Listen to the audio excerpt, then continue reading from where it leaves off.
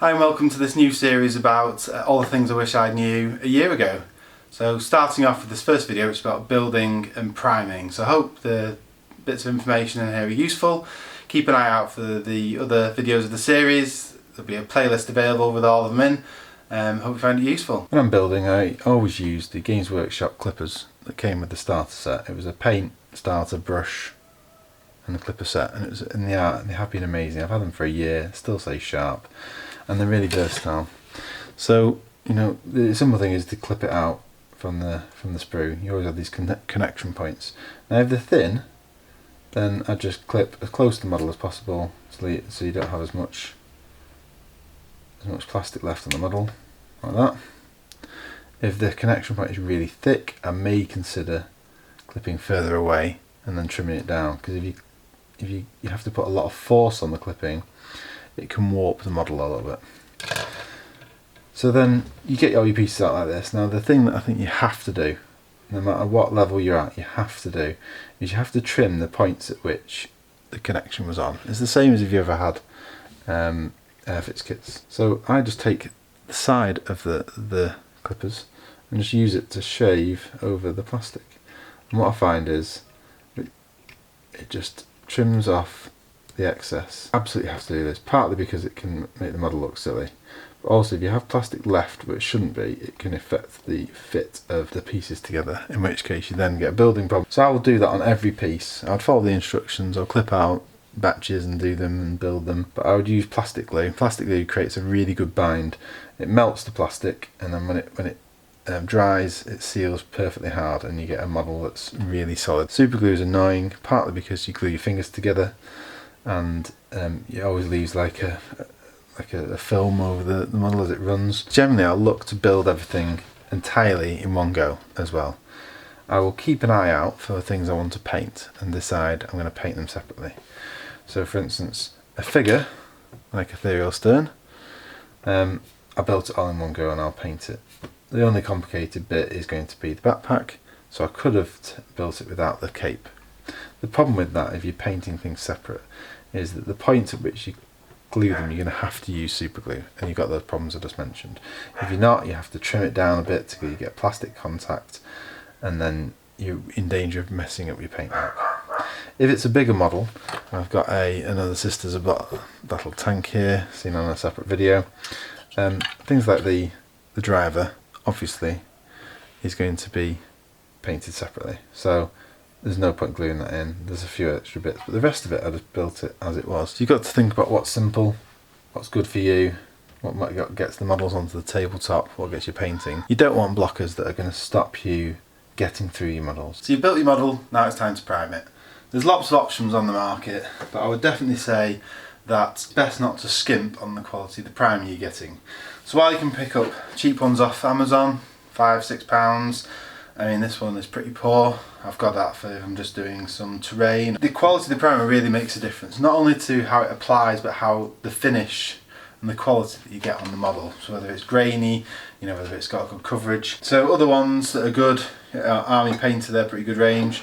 This plastic coat I found to be good, they've got quite a good range of options.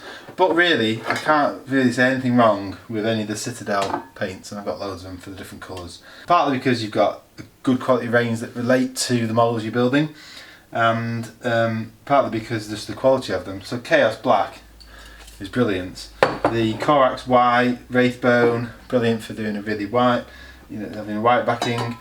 Mechanica Standard Grey, again, that's probably one of the more common base coats. If you're doing Death Guard, well, I wouldn't use Death Guard Green. The list goes on, but these are at least £10 a pop. But the quality is good. Now, once you've bought your can, you need to prep it a little bit, because a can is actually filled with some sort of accelerant which pushes the paint out of the nozzle, and then the actual paint itself. So when you shake it, you hear the can. You hear like a mixer inside. Now if you hear it sounding a bit two-tony, if you hear like it doesn't sound like it's rolling around freely, it's because the paint is thick and it's not really mixed enough to spray. So if you were to then spray it now, you get globules, you won't get a nice fine mist, and it just won't do the job. So really, there's a couple of steps I would recommend. The first thing is to sit it in warm water for a few minutes. So I just do this in the sink, and fill up the washing up bowl with hot water, and it's hot so it's bearable for your hand to be in it for a while. It's not like scalding. And then just fill it up and then just leave it in. So essentially a couple of minutes and the can's warm, and then you need to shake it. And you need to shake it for, you know, say a minute. Upside down, shake it, round and round, whatever. And you'll really tell the difference with the ball that's rolling inside to tell that it's mixed properly. And then what you've got is a really nice quality finish. So then all you need to do is take it, I always do a little bit of a spray in the air just to make sure it's clear, and then spray your models. So do it in sweeps with a nice gentle press of the can, of the button, and it gives you a nice film. And then maybe do a couple of coats. So if you do across a few models, you wait for it to dry and do it again. Don't focus on an area because it builds up water, it'll then mess up the detail of the model, and then it'll take forever to dry as well. And if you get used to using this, you can tap it gently, you can press it slightly to let a little bit of air out, and you can control how you do it. After you've finished the can, there's a step also to make sure it's ready for the next time you use it. What I would do is I would turn it upside down, and then I would press it until the gas that comes out is clear. And the reason for that is what you're doing is you're clearing the nozzle of all the paint. So when you do that and it's clear, it means only the accelerant's coming out.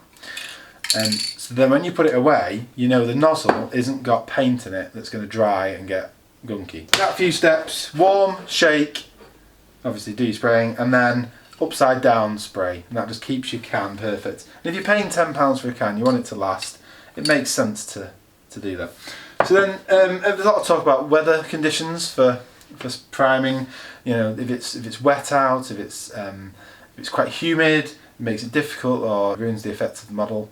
That is the case. However, you know, there's ways around it. I would spray all year round. I don't care if it's raining outside. Don't do it indoors. You've got to be careful with the fumes because it will make you pass out. But I just open a back door of the kitchen, and just stand in the doorway and spray. It may be raining outside, but the warmth of the house, I mean obviously you're letting the heat out of the house, but you know, when you're spraying, you're not in the water, it's not like humid.